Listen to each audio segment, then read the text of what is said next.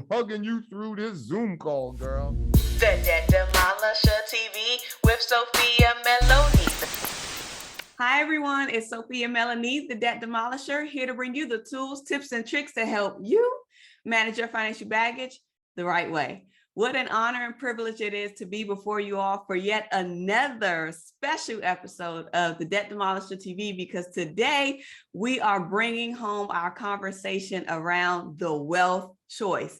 You know that we have been taking this book 10 pages at a time every single day for the month of April in honor of Financial Literacy Month, as well as in honor of Dr. Dennis Kimbro.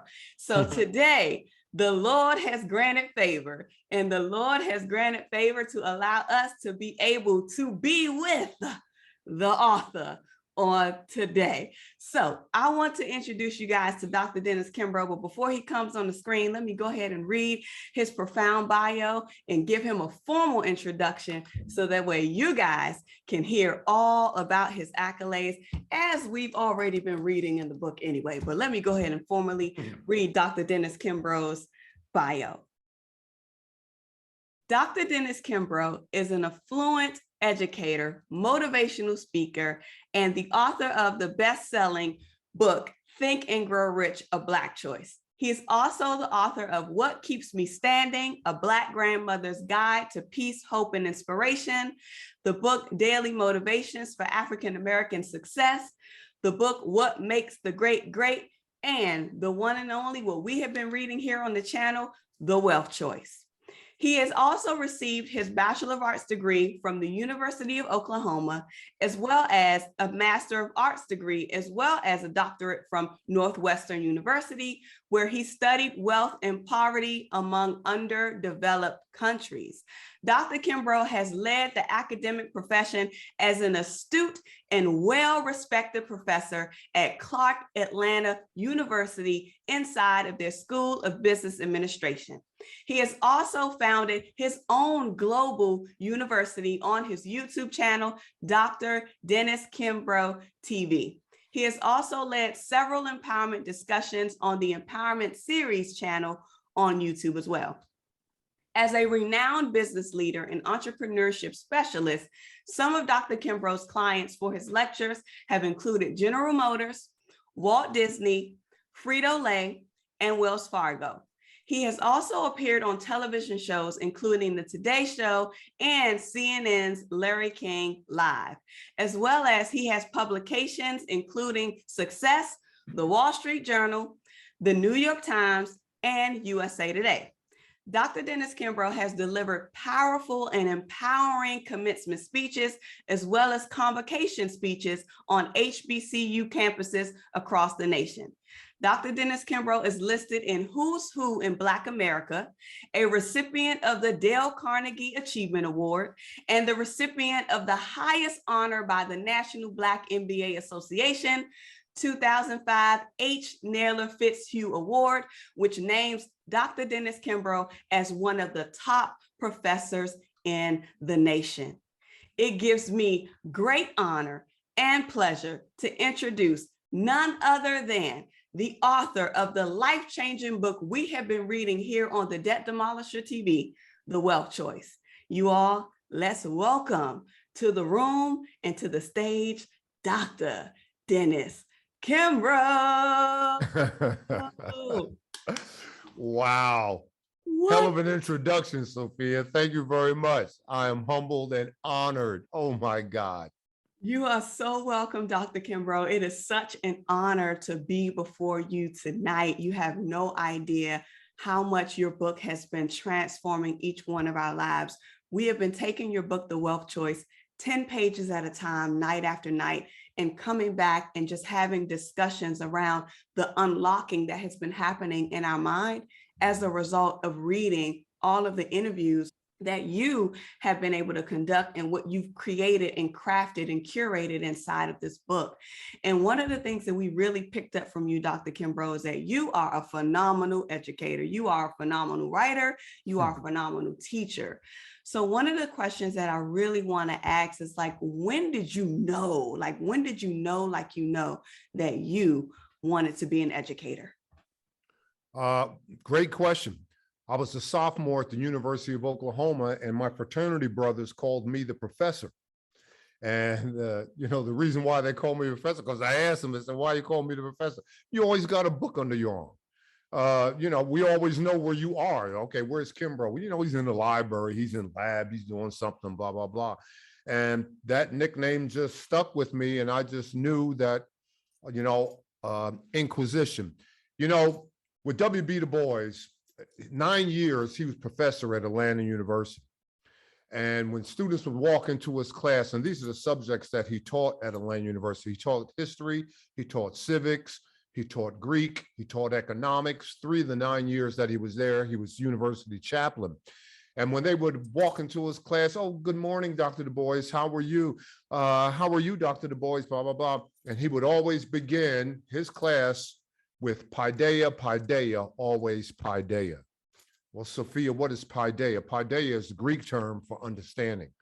It is the Greek term for inquisition. It's the Greek term for knowledge, the Greek term for learning, the Greek term for wisdom. And as I say in the wealth choice, prosperity begins in the mind, but ends in the purse. But to give you the back flap story, I was blessed with the parents that I had. My father was big on education, and so was my mother, but my mother had a 7th grade education. My mother was a nanny. She took care of wealthy white children. My grandfather was a butler, and my grandmother was a maid, and they worked for a wealthy white family in North Carolina. But here's the thing. My father had one rule for me and my older brother. We couldn't go outside and play until he came home from work and checked our homework. And there was absolutely, positively no TV on school nights, except for one exception. There was one show that came on 30 minutes, one time per week. And back then, I'm showing my age, I'll be 72 in December. There were only 4 stations that we could see during that time. And this show came on once a week for 30 minutes. And my father mandated that me and my brother watch this show. And the show was biography. And the host was Mike Wallace. And back then, Sophia, there were no Black profiles, no Black examples. I remember watching Eleanor Roosevelt and Charles Lindbergh, the pilot, and Winston Churchill and the like. And after the show, my father would quiz me and my brother. Okay, what was the biography about? Oh, they had a dream, didn't they? Do you have a dream? Okay, they overcame some obstacles, didn't they? And I said, yes, blah, blah, blah. Well, what am I doing with my life right now? I'm still living biography. My life is one big biography show where I'm going out and interviewing wealth creators, peak performers, taking what they poured into me, throwing it on a page, not only for this generation, but countless generations to come. Amen. That was so beautiful. You talked about countless generations to come. And speaking of which, I really want to hear, what would you say your definition of legacy is? So what does legacy mean to you today? Legacy means making a difference. And we're all going to leave a legacy one way or another. Everybody is self-made, Sophia, but only the wealthy, only affluent, only the notable will admit it. But we're all self-made. So we're going to leave something behind one way or another. And I love that anecdote that was shared by Nelson Mandela when he was days away from making his transition. And a journalist, he's there laying on his cot, you know, fighting for every breath. And a journalist says, Mr. Mandela, one last question. And he had his security with him, and they stuck their arm out and they said, no, but Nelson Mandela, as kind and as genuine and as authentic as he always was, waved him on. Sure, come on, ask your question. And he said, Mr. Mandela, what is the purpose of life? And Nelson Mandela said, the only way I can answer that question is to be Socratic, is to ask you a couple of questions. And the young man said, sure, ask me anything. He says, number one, have you moved from fear to fearless? Have you, Sophia? Imagine Nelson Mandela asking you, have you moved from fear to fearless? And number two, have you closed the gap between your potential and your performance? Everybody's got a lot of potential. And it's not your capabilities, Sophia. It's your belief in your capabilities.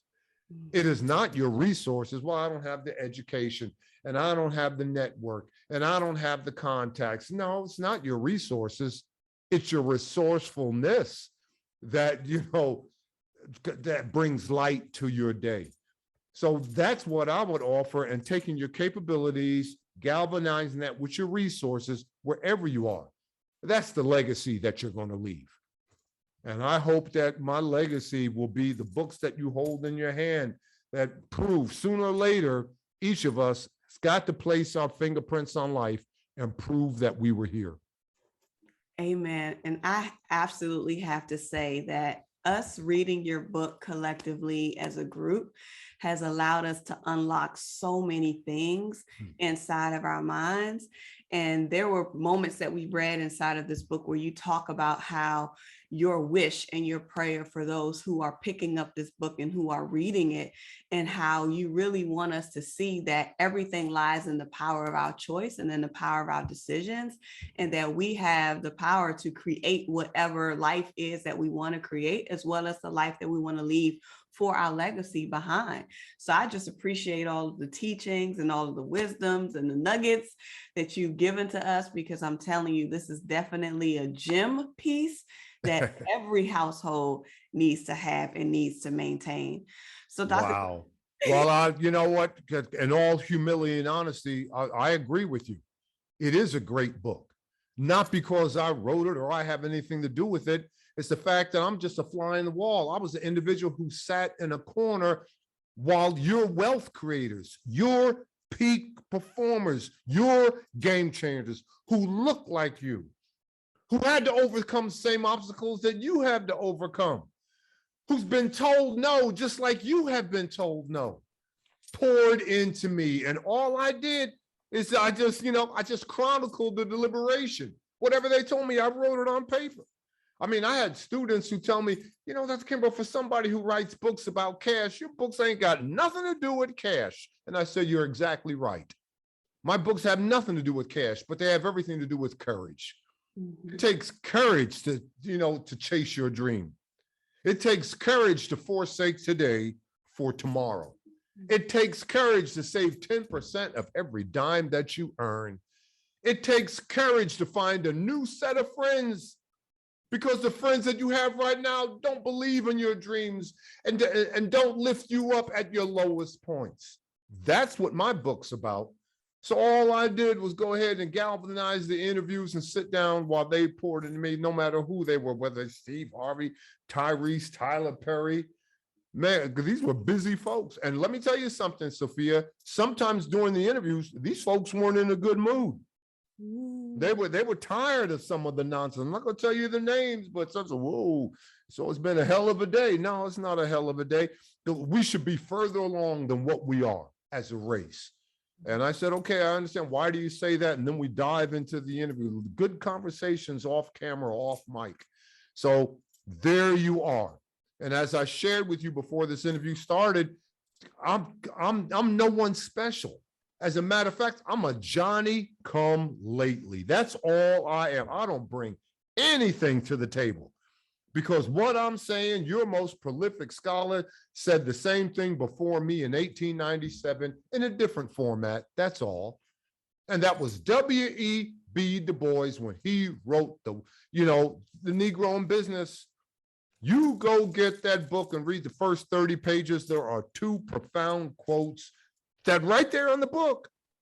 He says, number one, the man or woman who won't control his or her finances won't control anything else.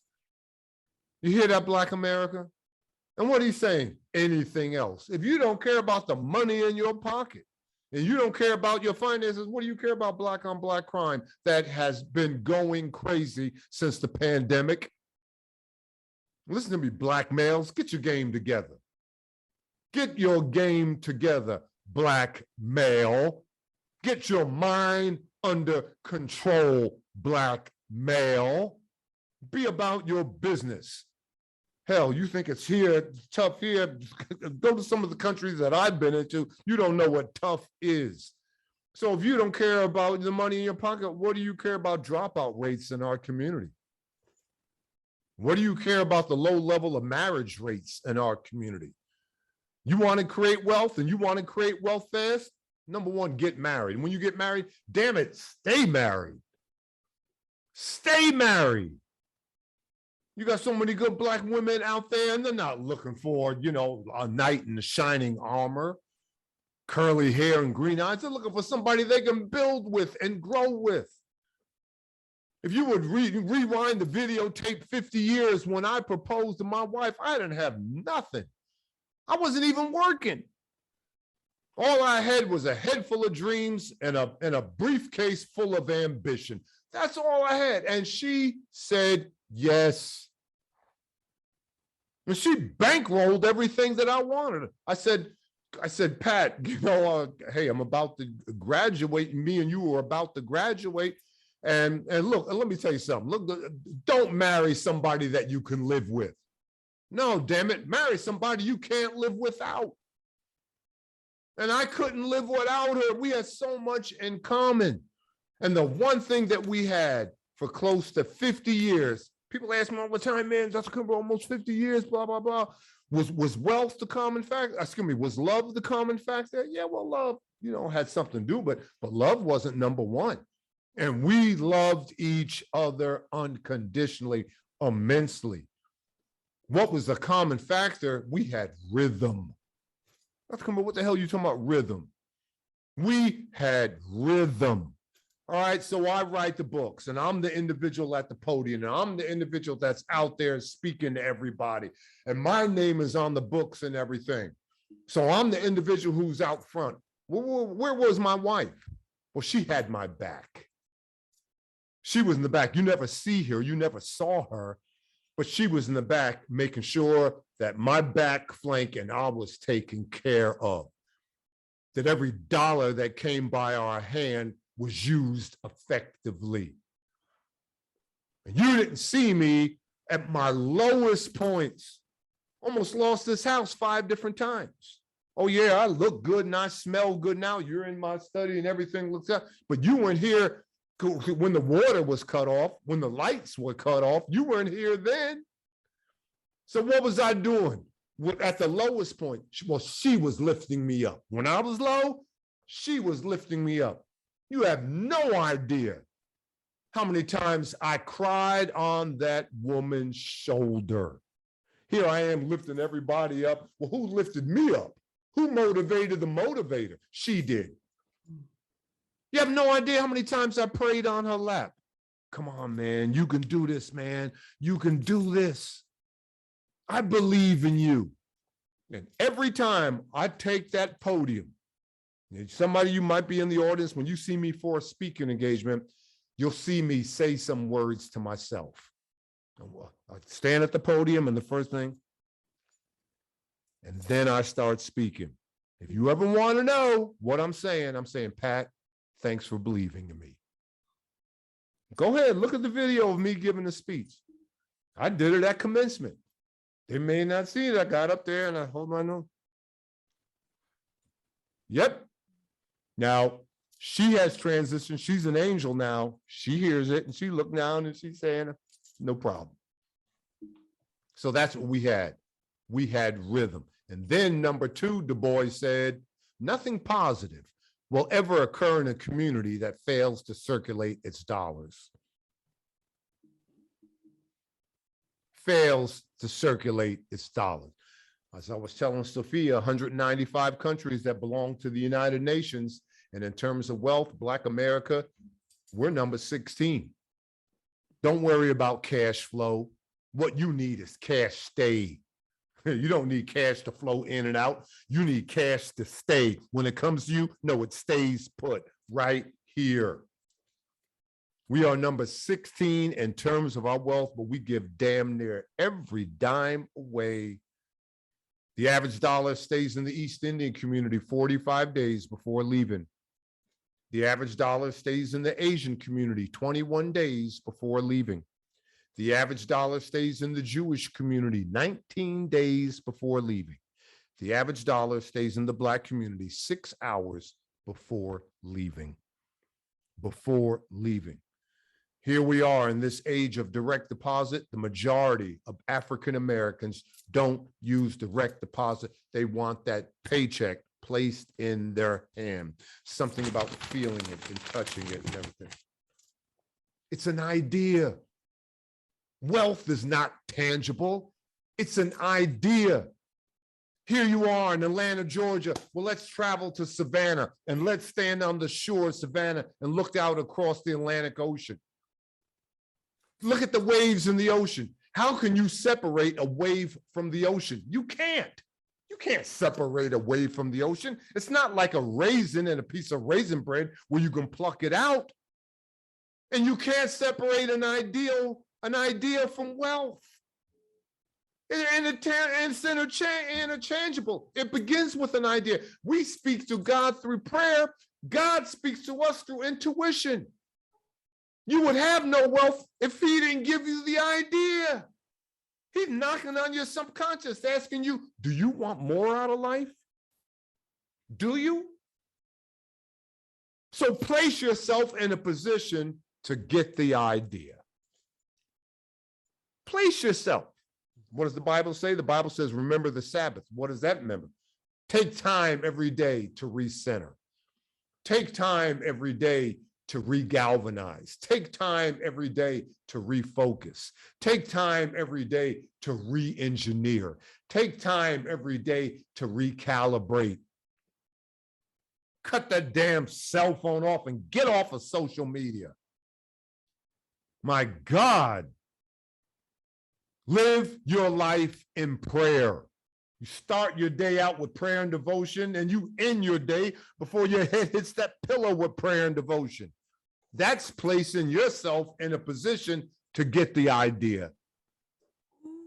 To get the idea. Now, I start my class in August, as I've done for the past 20 some odd years. And I got the idea from W.B. Du Bois.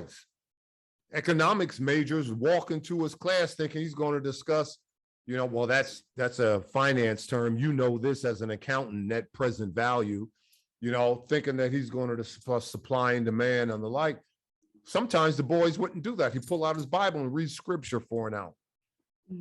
Well, I don't read scripture, but the first day of class after I hand out my syllabus, I give my students the 4 greatest prayers. And invariably, I'll always get 1 or 2 students say, Dr. Kimbro, what in this world got to do with, what does this do with business? And I tell them the same thing. Hey, I'm a little bit older than you. I've been around the block. And I don't care whether you're a corporate climber or you're an entrepreneur, life just may knock you down on your knees. And when you find yourself down there, here's some excellent reading material. So that's what this game is about. All right, so I surveyed more than 1,000 Black millionaires. One of the common factors, I didn't give much credence to it. I didn't talk about it in depth, but they had deep-seated spiritual beliefs. Deep-seated spiritual beliefs. Look at the data. I give you the data on Black millionaires. Church attendance is twice a week, and they don't go to big mega churches. They go to small churches. Less than 2,500 members come in through the back door and leave the back door. Black women of 7 figures, they tithe. They give 10 to 15% of their earnings to church. Black millionaires, males, they give 10 to 15% to charity. Yep. So there it is. There's all the data for you. And the one piece of data of the 118 questions in the wealth choice that came back 99.9% that they answered, that they answered in agreement. And what was that question? At what age did you earn 6 figures? And that came back age 30. By age 30, 99.9% of all these Black millionaires. So what am I saying to you? Be very particular where you are by age 30. Be very careful. Because if you are not careful, wherever you are at age 30, you just might be there for the rest of your life. So I tell my students, you earning 6 figures at age 30, don't listen to me. Don't read any of my books. Just keep doing what you're doing. Let me get out of your way. Sophia, I know you were there by age 30, so I don't even know why you reading the wealth choice, girl. Just as a matter of fact, bye. This is bye, Felicia. This is over with. I'll see you later. Let me get my cell phone, go back upstairs. Don't listen to me. Listen to Sophia, man. What the hell are you doing? Wow. Wow. And then I asked them, okay, so when did you get the big picture? You're 6 figures at age 30. When did you believe and know that 7 figures was yours right around the corner?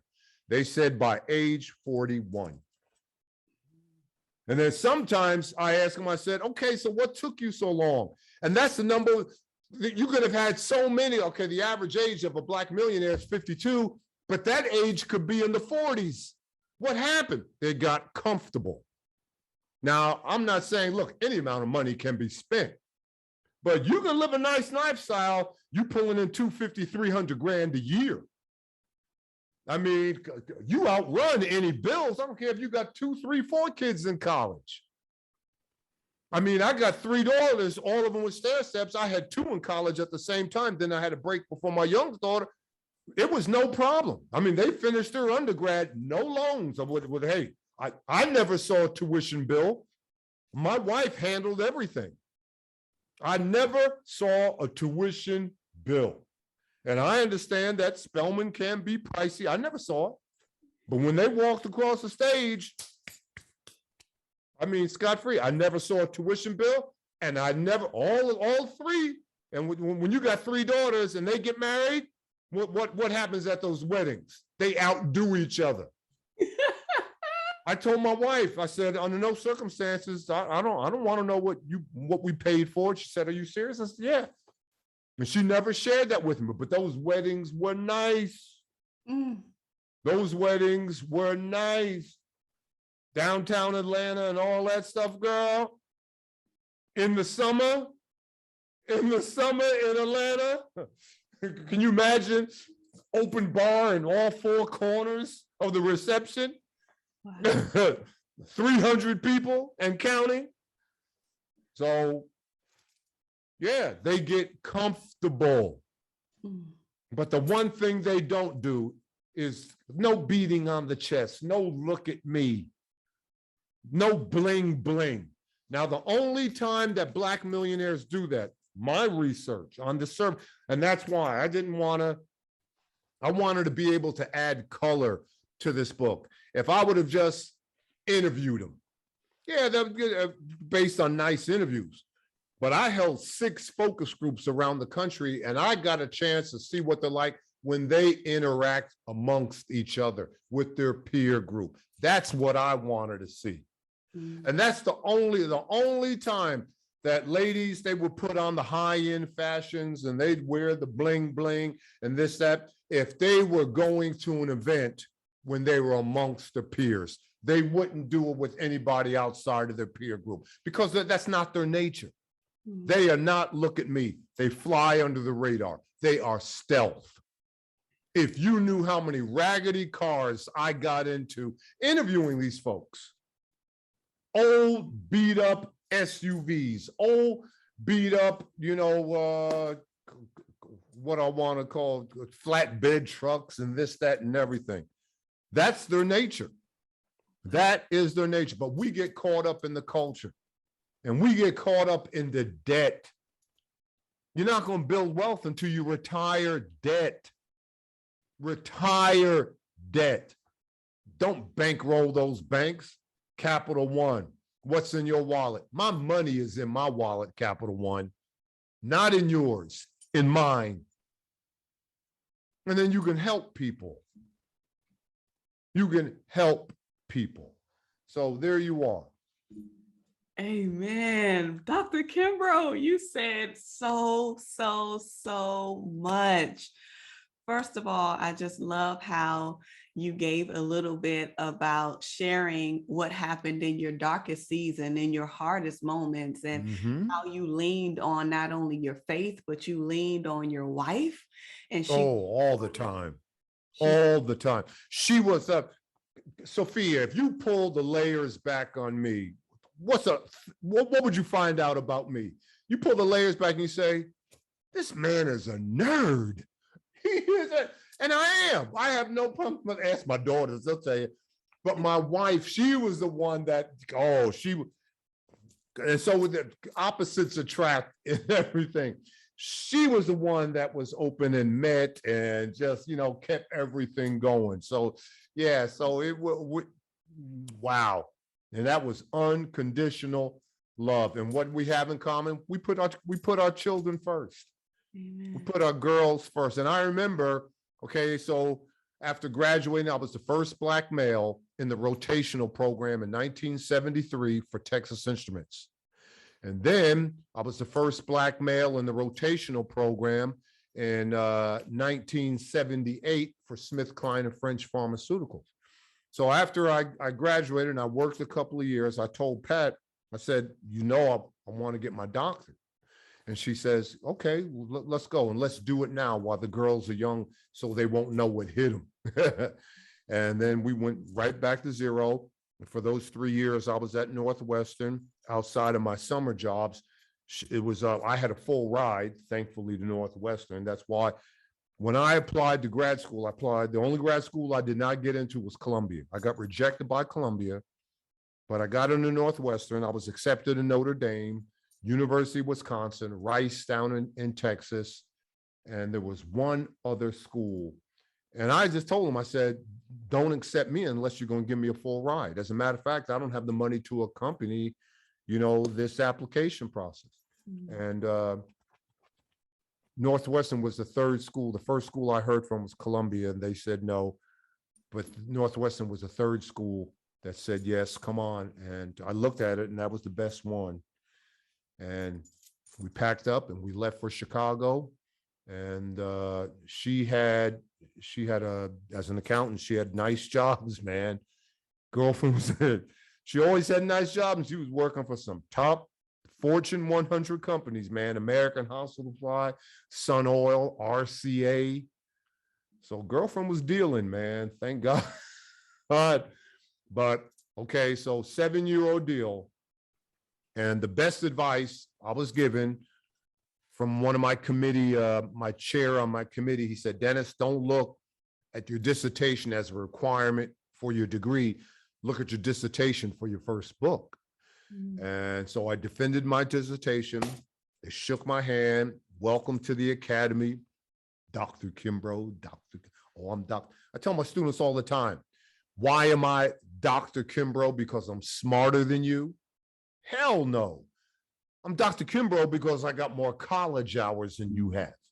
You get the same number of college hours I have, you'll be Dr. whoever. Don't get caught up in this title, and I don't wear my title and everything.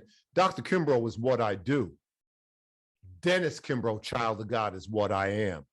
Big difference. Big difference. Big difference. I know who I am, and I know whose I am. So there we are. She said, well, let's go ahead and do this now.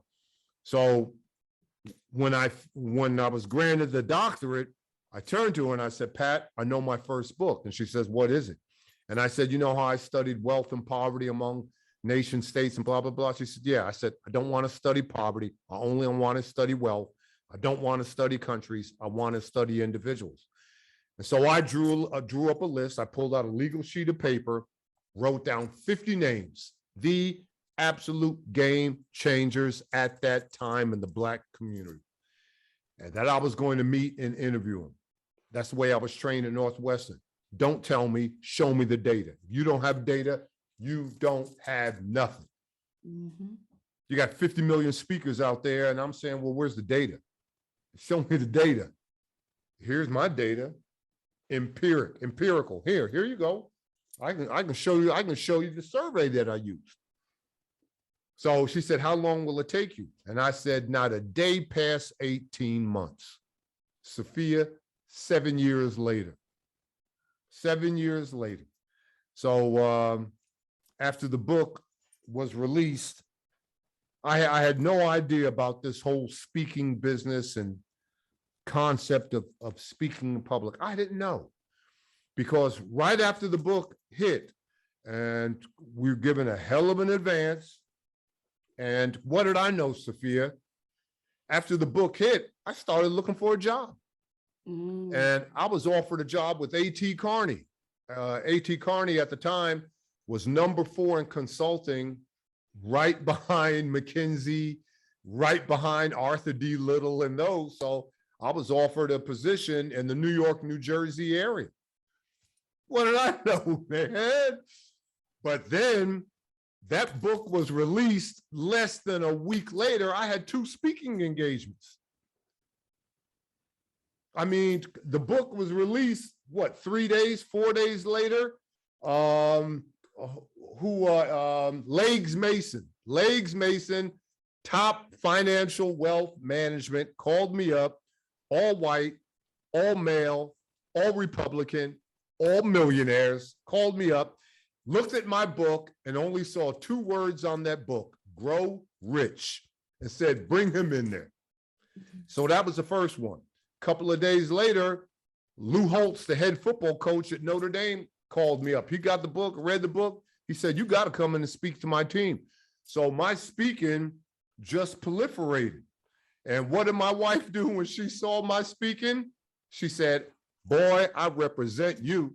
So she cut her job loose. And I said, no problem. Start representing, man. And she went and she got her business. She had stationery and letterhead manufactured, and she reconfigured my study and everything, man. And she took her 15% out of every engagement, man. Girlfriend was making serious cash. Shout out to Pat. Shout out. Oh, yeah, she was ahead of the game. She was ahead of the game, man. Ahead of the game. She had one big calendar. Here I am, and this is my part of the study, but back there, it's bigger back there, you can't see.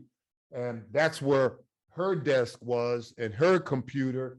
And she had a big calendar with all my interviews, whether they were TV, whether they were radio, whether I could do it from home, because back then there was no cell phones, you do it on the phone, and my engagements and everything, and my airline tickets and this, that, and everything.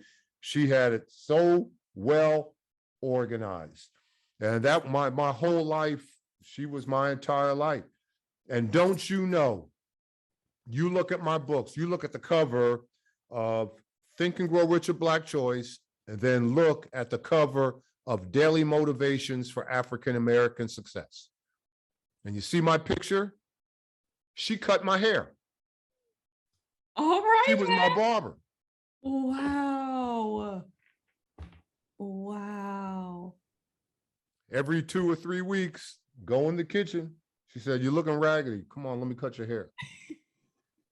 Girlfriend was dealing, man. She kept you sharp. She kept you sharp. And don't you know, Sophia, about 2 months ago, I needed some new suits, you know, podcasts and this, that, and everything. And so this young tailor, he said, man, Dr. Kimbro, give me a chance, give me a chance. So I said, no problem. So he came over and fit nice suits. And while about maybe 3-4 weeks later, the suits came in. He's in Augusta. He drove up from Augusta. He said, I got 3 of your suits with me. And I got teary-eyed. And he said, is there anything wrong? He thought I didn't like the suits. And I said, no. It's not about you. I said, this is the first time I ever bought my own suit. My wife always bought my suits. 2 times I got teary-eyed, Sophia, when I bought those suits, and I was in a Target about, what, 6 months ago? And when I had to buy deodorant, and I didn't know which deodorant to buy until I saw it. I didn't know until I saw it. I said, yeah, because she knew when I was getting low on deodorant, she would buy it. And I was in Target, and I was on the toiletry lines with deodorant, the soaps and everything. And a woman told a stranger she saw a tear I said, man, fool, you can't even buy deodorant by yourself. Man, she bought everything. And she said, sir, is something wrong? And I just went like, I said, no, I'm fine. I just had a moment, man. Remember what I said whenever I was out in front? Who had my back? Miss Pat, your wife, Pat? I had a speaking engagement in Fort Lauderdale. And right after this speaking engagement, opened it up for Q&A. And this before cell phones. And I got buzzed on my hip with my pager, and it was her. And then right after I handled Q&A, I ran to the phone and I called her. I said, what's up? What's going on? She was at Neiman Marcus, and she says, are you a 42 or are you a 43? I said, what are you talking about, Pat? A suit. I said, I'm probably a 43. She said, well, I'm at Neiman Marcus and I saw a Donna Karen suit that I like, and I'm gonna buy it, and you better wear it because it is real nice. Well, it was a nice suit. She paid $1,500 for it. And I liked it so much. I said, Pat, I want to go to Brooks Brothers, and I want you to tell the tailor to cut it to the same specifications of this suit. Mm-hmm. So I had about 4 or 5 others at Brooks Brothers cut to the same specifications. I said, nope, you don't need to measure me. It's just like this Donna Karen. I said, okay. Wow. I know you didn't want to hear that, but see, what we had agape love. There's 2 types of love. There's filial love. And Black women, you know, filial love, dealing with some of these knuckleheads out here. I'm not saying all Black women are righteous and everything. We got some gold diggers out there and everything, but don't worry, we're going to leave that, because come Mother's Day, I'm going to give a podcast. I'm going to finish. I had that podcast when I said, what makes you so strong, Black woman? We're going to go into depth on that. And then come Father's Day, I'm going to give the difference between a man and a boy. I'm gonna tell you the difference between a man and a boy. Wow, I cannot. We got so many Black women out here dealing with boys when they think they got a man. Ladies, I'll let you know if you got a man. You'll be first to know. I'll let you know. It's crazy. It's crazy to have an association, with a man when you really got a boy. But it's dangerous to teach you, act like you got, to talk to a boy when you got a man. You got some brothers out here, and I could care less, what their biological clock says. I could care less what the birth certificate says. They might be 40, 56 years old. Girl, he ain't a day older than 15. And then you got some young brothers out here like little David,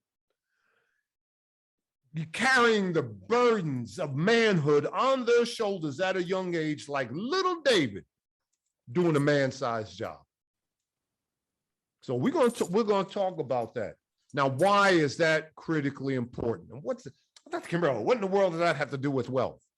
Because a race, a culture, a tribe, an ethnicity, a people can never rise higher than the level on one side, women and children, and on the other side, manhood. And right now, we're tilted. We've got more women and children on one side than you have men on the other. And just like you never see Clark Kent and Superman in the same frame, you never see Clark Kent and Superman together. You don't see men and children together. You don't. So we're going to talk about the difference between a man and a boy. And I have no problem telling you the first difference right now. Let us hear it. Boys shack, but men marry. Ooh. So we leading off with that. Ooh. Boys shack, but men marry. Come on, man. Don't you know that whites married 5 to 8 years ahead of Blacks marrying? If you took a Black male and a white male that white male will get married minimum 5 to 8 years sooner than the black man. Come on, fellas. Doesn't take you forever to say those golden words, I do. Come on, man. Doesn't take you forever to say to have and to hold. Dr. Kimbro, why are you beating us over that? Because that's the final rung to manhood. On the ladder, that's the final rung. If God gave you an example, and why did he make, why did he make Adam a man? To show you the final rung to manhood. If he's going to give you an example, why wasn't Adam 12 years old? Adam was the only man that was never a child. He was never a boy. So God was trying to show you something. Dr. King at one time was a boy. Jesus at one time was a boy. Moses at one time was a boy. I at one time was a boy. So that we would have something to aspire to look up to. You got grown men out here dressed like they 15 years old. What you doing wearing jeans with holes in the knees? Man, go get a suit that fits. Pull them damn pants up. The hell are you doing? You ain't 15, you ain't 16. You're a grown man. I know you didn't sign up for this, Miss Sophia. Ooh, we need to hear it. This was good. I'm trying to save my race. Amen. Trying to save my race. I gotta tell you a story. My brother was 2 years older than me, but only 1 year in school. Okay, when he was in the 8th grade in biology class, and I was in 7th grade, and we had our own set of friends. Okay, so in 8th grade, we went to a school predominantly white. There were only there were 2,000 kids at the school. Less than 100 were black. And my brother was in biology class. Instead of taking notes, he drew a picture of a young black girl in her class, and he was talking about her hair in the picture. And he just circulated with his buddies, just like his best friend was in that class. Well, that picture got around, and that young girl saw the picture, and her feelings were hurt. Her feelings were so hurt that she went to the teacher. Okay. Well, I don't know how my father found out. I think that the way that my father found out, my brother's best friend was over the house, and they were talking about that picture and this, that, and everything, until the day that my brother died. He swore that I told my father, and I didn't. I didn't. We had our own set of friends. When my father found out, what did he do? He grabbed my brother. He said, you call this young lady and find out where she lives. So my brother had to call and find out. He grabbed my brother by the back of his shirt. And ironically, she lived less than 3 blocks from our house, and walked my brother over to that young girl's house, knocked on the door. My father apologized to that young girl's father, saying, please forgive my son and forgive me. This will never happen again. My father apologized to that young girl, that young black girl. My brother apologized to that young girl, and my father made him apologize to that girl's daughter. And when he got back, and here I am, an innocent bystander, I knew about it, but I didn't say nothing, and blah, blah, blah. That was the hardest coaching that I ever got, me and my brother ever got, from my father on how to treat a young girl and a woman. Now, here I am, 72. That happened when I was 13 years old, and I still remember it to this day. Here's my fault. How to treat a woman. He said, boy, one day you're going to get married, and you're going to you raise your family the right way. I said, yes, sir. You hear me, boy? I said, yes, sir. Yep. Powerful. That's old school. Now, that doesn't mean sometimes my father would drop the ball and my mother would go up one side of him down. I could never, ever tell you one time I ever heard my father raise his voice to my mother. And my father was old school. He had no problem. I wear the pants in this house, and you go out to that mailbox, every piece of mail come to this house got my last name on it, but you let something go down at that house. My father ran to my mom. Oh, Mary, what are we going to do, Mary? I said, wait a minute, I thought you wore the pants, man. What you doing hiding behind the skirt? Why you running to the skirt, man? No, my mother was like any other black woman. She ran the hell out of that house. Black woman gonna run that house. When you can't tell a black woman how she gonna run that house. I mean, here you are, you looking at my house. I mean, Sophia, you come over here, married almost 50 years. I never bought a stick of furniture in this house. Well, Dr. Kimbro, you're in this study and blah, blah, blah. My wife came to me with a brochure. Pick out the furniture you want in your study. Pat, I think I like that. Okay, all right. Well, you like that? Yeah, I think we'll go with this. Well, why did you ask me? I just want to see what you were going to say. You know how y'all do. You know how y'all do. Like you're going to listen to a man when it comes to, a woman going to listen to a man when it comes to the bedroom. A woman gonna listen to the man when it comes to the bathrooms, like a man, like I'm gonna have any choice over what's going in the bathroom. That's a woman's palace, the bedroom and bathroom and the kitchen, that's her palace. Yep. Brother, when it comes to those three rooms, you just visiting. That's all you doing. You don't own nothing, you visiting, brother. Oh my gosh. Wow, Dr. Kimbro, it is just so amazing to just hear your stories and hear your journey and hear your transparency around everything that you've been able to just to discuss in this time that we've had together. You talked about ideas.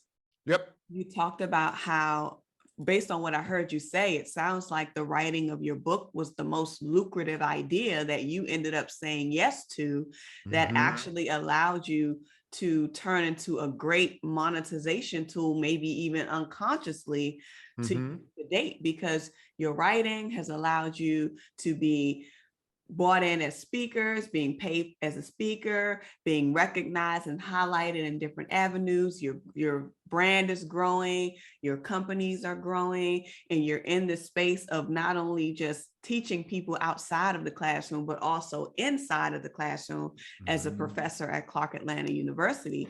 And one of the things that I really wanted to kind of hear from you, if someone is an aspiring author, so I'll be completely transparent, is authoring a book is something that I have been wanting to do and that I've been toiling and trying to do since 2018. I've released a couple of ebooks, but not necessarily my big vision book that I really want to be able to get done. So not just for my own sake, but I'm sure that there's other people who watch the channel as well who This is exactly what I would tell you to do, Sophia. Now, this is just my take. But I think, okay, well, yeah, listen to me, but go listen to somebody. This is exactly what I would do. Number one, if you have an idea for a book, start off with an article. Act as if you're writing an article. I don't care if you're writing an article for Sunday New York Times. I don't care if you're writing an article for Inc. magazine. I don't care if you're writing an article for Success Magazine, Essence, whatever, Rolling Stone magazine, Rolling Out newspaper, blah, blah, blah. Start with an article, because it's easier to start at that particular level than after you write that article. What are the other subsequent ideas? So what are some of the other subsequent trends that are coming from this article?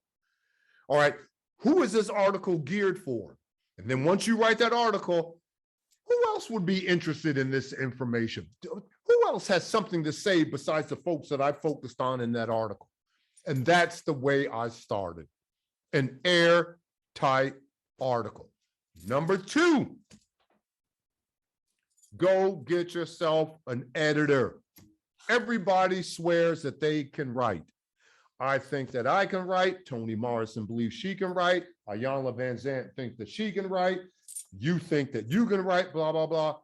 What do me? Well, Toni Morrison no longer, Iyanla Vanzant, well, we have editors. We have editors. Now, why is that critically important? Because these are professionals. Everybody thinks they know the difference between that and which. Everybody thinks they know the difference why you never start a sentence with a preposition and why you never end it with a conjunction. Okay, so here you are in my study, and what you can't see, okay, you go in the back of my study, you'll just see rows and rows and rows and rows and rows of books. Okay, so I got books from my undergrad. Once I knew that I was going to go after a terminal degree, my junior year, I said, I'm no longer selling my books back. I want to keep them. Now, why do I share that with you? My granddaughter just completed her freshman year at Savannah State. And one of the assignments she had to write a term paper. And they wanted her to use, the collegiate method. So she called me up and she said, Granddaddy, have you ever heard of Kate Turabian's? And I said, I believe I have. I said, call me back and FaceTime me. So she calls me back and we FaceTime. And I said, here you go. Those are my Kate Turabians.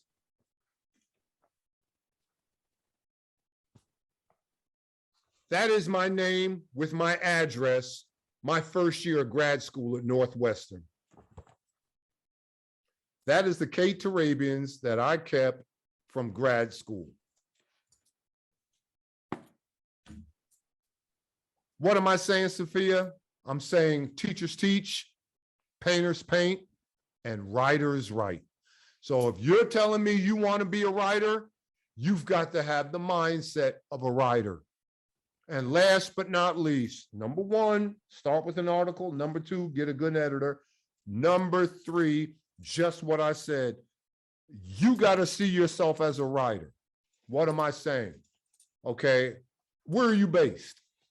In Washington, D.C. All right, so I fly up to Washington, D.C., and while you're on your job as an accountant, I break into your house and I break through the back window, blah, blah, blah, and I come in your house. I got to be able to walk into your house and see in your house exactly where you do your best writing. Now you can walk through the entire first floor of my house is my study. You're on the first floor of my house. The entire first floor is my study. And when you come in here and you come down to the first floor, you say, oh yeah, this is where he wrote the wealth choice. Yeah, this is where it happened. This is exactly where it happened. I got to see where you do your best thinking. Now, Sophia, why is that critically important? Don't you think, child, that you're going to sit in this chair before this computer and the ideas are going to flow? No. Sometimes I sit in this chair before this computer and I could sit here 4, 5, 6 hours and I couldn't get an idea with a roadmap. I couldn't even download an idea with Google. I could sit here and I couldn't get an idea. Sometimes my brain bleeds and I couldn't come up with nothing. I said, let me just walk away. Let me go sit on the deck. Let me call somebody up. Let me talk to somebody. But this is where it happens. Yep. So there it is. And you can call me anytime and ask me and speak to other, best-selling authors. They'll tell you the same thing. Yeah. They will tell you the same thing. Well, Dr. Kimbro, you literally just convicted my whole spirit when you said writers write. I said, yeah. See yourself as a writer. See yourself as a writer. Yes, sir. And, and if you're going to do it, yeah, okay. So I like, self-published. I mean, there's some books that were self-published, but go get yourself, get one of the reputable publishers. Okay.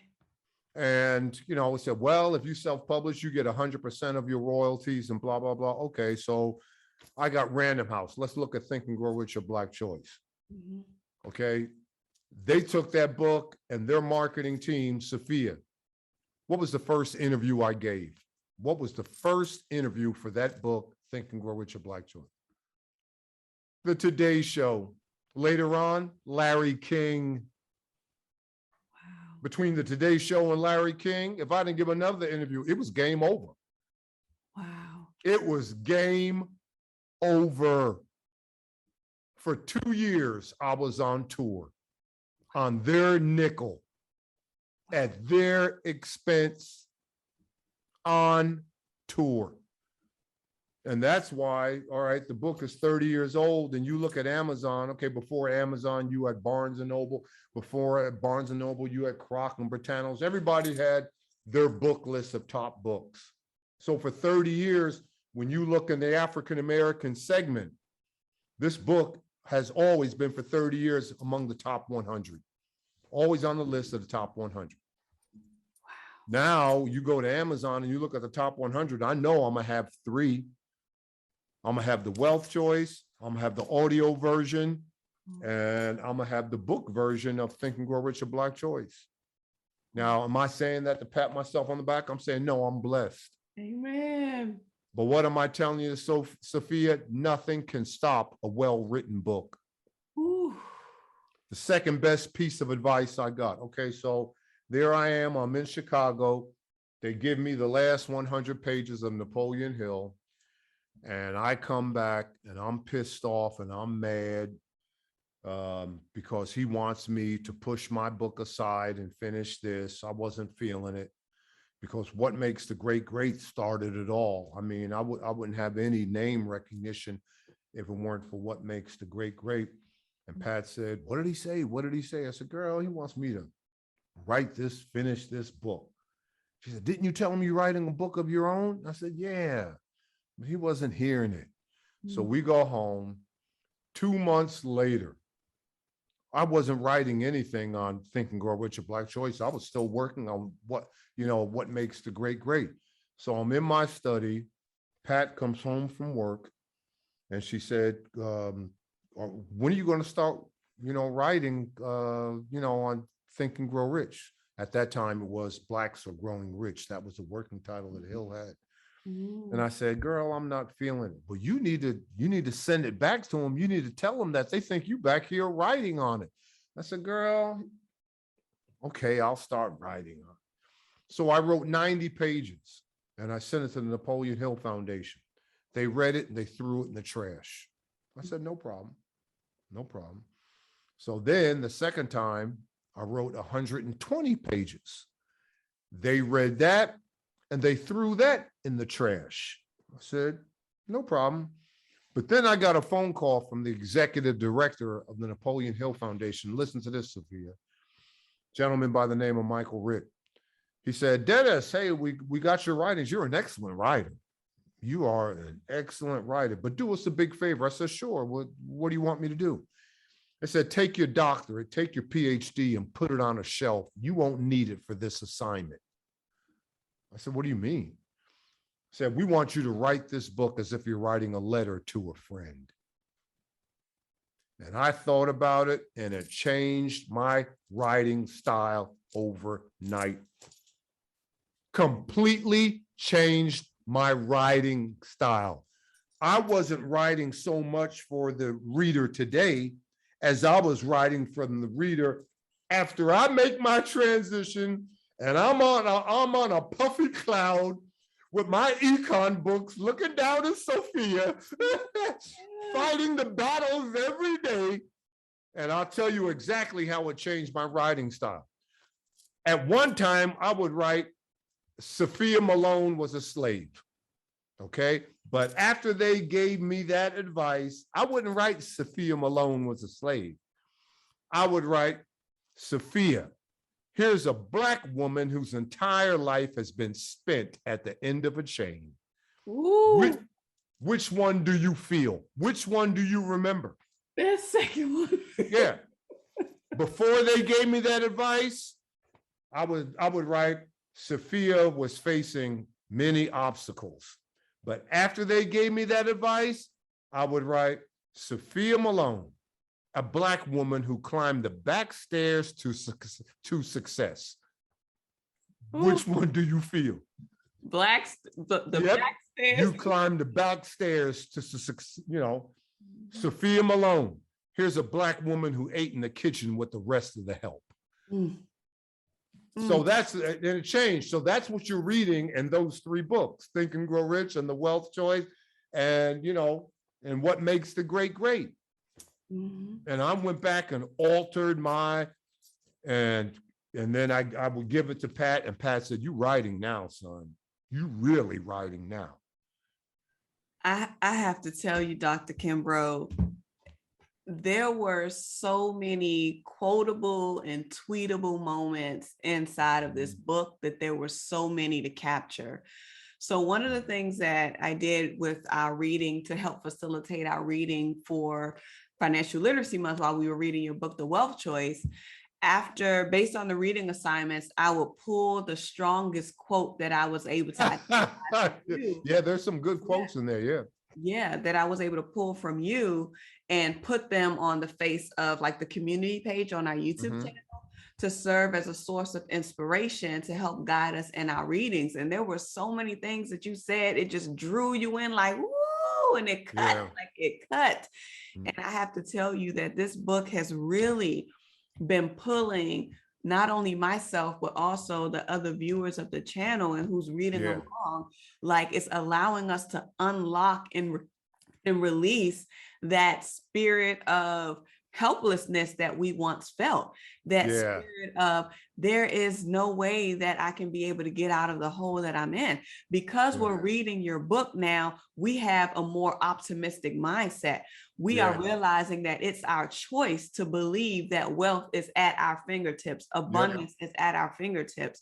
And we are literally taking the secrets from Black millionaires that you have been able to compose and comprise and pull together in such a way that will hit home for us, to wake us up, to shake us up and say like, okay, we need to take this in our own hands and we need to get out of our pity party and choose wealth instead of choosing poverty, because poverty starts in the mind, like you said, and so does wealth. Yep. Wow. We've been learning. Well, thank you very much for that. But yeah, they made me focus. All right, who is the end user? Who's going to read this book? Come on, man. Yeah. And then that just changed it. And I said, oh, I got it. All right, you want me to alter it? Yeah, baby girl, I'm gonna alter this. I'm gonna flip the script. I'm gonna change the narrative on this. I know who the end user is. Yes. And so that's why it's timeless. Because all right, I don't care if I got folks who read, man, I read that 30 years ago, and I got folks reading. I'll never forget. I was walking down the promenade during the pandemic last year, and I didn't know him. He was a young student, and he had my book, and he had a copy of Think and Grow Rich. He said, man, I can't believe this book. It is unbelievable, this, that, and everything. Man, there's so much food here, man, blah, blah, blah. And I said, man, relax. I said, that book is older than you. He was talking about the book is like the book is brand new. Like, I just picked it up. I said, that book is older than you, man. Whoa. But the thing is this, Dr. Kimbro, that even though it was written so long ago, it's still relevant and prevalent today for our society, So the very mission that you had in writing your books, for it to be a tool even for the legacy long after and for the future, is working. It's working because this is powerful. It's powerful. This is powerful. Wow. Come on, you can do it, Sophia. What are you doing, girl? Focus. Ooh, you got too much on that little mind. And that is I'm looking at that little mind from here. Oh my goodness. Moving right along. So go ahead. Ball is in your court, Miss Sophia. Okay. And I'm going to get off of this Zoom call. And you tell me where you want me and what you want me to do. And we're going to screen share. I'm going to put PowerPoint up there, and I'm going to do it just as if you were in my class at Clark Atlanta. Yep. Thank you so much. Because sometimes I teach, and you can ask my students, there's blood on the dance floor. Oh my goodness. And Dr. Kimbro, you always fussing at us. Well, hell, you make somebody fuss. So I know where you need to be. And we are here for it. We are ready. I know where you need to be. Amen. Wow. All right, darling, you have a great rest of your day. I love you madly. And put 3 dots after the end of the Zoom call, to be continued. To be continued. Absolutely. We'll do it. All right. Hang in there. Thank you so much, Dr. Kimbro. Thank you so much. All right, I love you, girl. You All take right, care. I love you too. All right, bye-bye. Bye. God is so good. God is so good. Well, there you have it, you all. We had our official meeting with Dr. Kimbro, the author, creator, and originator of the Wealth Choice. You heard it first. We're going to be back, and Dr. Kimbro is going to come back and do a special teaching just for the Debt Demolisher TV community. When I tell you all that the Lord is working, I'm telling you that he is working and moving circles all around us. And when I tell you that he is placing provisions, he is placing provisions. So I want you to make sure that you come right on back to this channel so that you can get into this juice.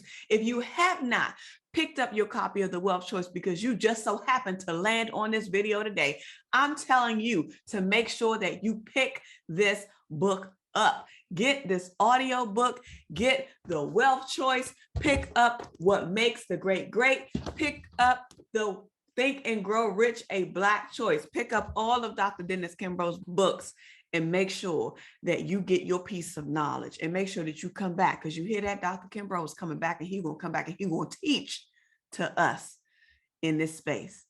So I want to thank you all so much for journeying along with us during Financial Literacy Month. We have taken this book literally page by page, reflected on it, and then we have the blessing and the honor at the end to have our presence graced by the author and the phenomenal educator, the affluent, influential, prominent educator, top professor of the nation, Dr. Dennis Kimbro, to come in here and bless us in this room. So don't take this space lightly. Don't take this day lightly. Don't take this opportunity lightly. Come in and choose wealth. Why? Because wealth is a choice. Dr. Dennis Kimbro said it best. Dr. Dennis Kimbro said it best. You control your money. And if you control your money, that means you control your wealth. Remember, your financial prosperity awaits you, and so does your financial sanity. You already know what I'm going to tell you to do, and that's what? Get to work. All right. Make sure that you come back for part 2 with Dr. Dennis Kimbro. All right. Bye. The Debt Demolisher TV with Sophia Melonē. The Debt Demolisher TV with Sophia Melonē. The Debt Demolisher TV with Sophia Melonē. Hey, hey, hey, let's go.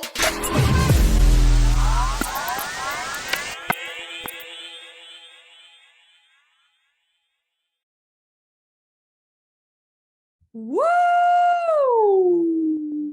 I said the Lord